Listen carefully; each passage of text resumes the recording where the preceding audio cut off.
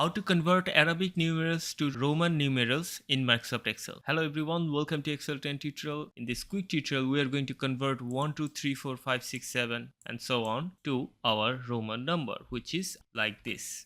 But we do not want to do it manually. So we are going to fast forward the process and we are going to come up with a solution. Let's get started.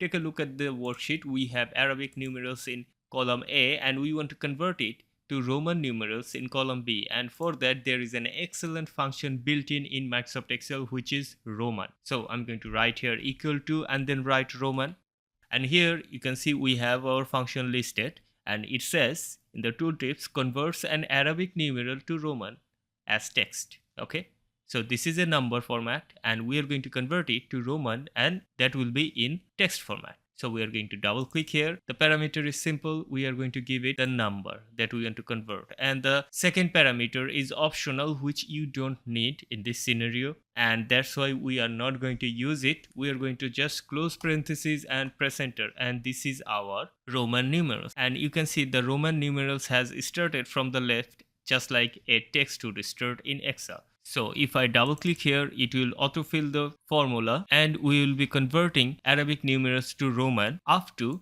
3999. After that, it will not work.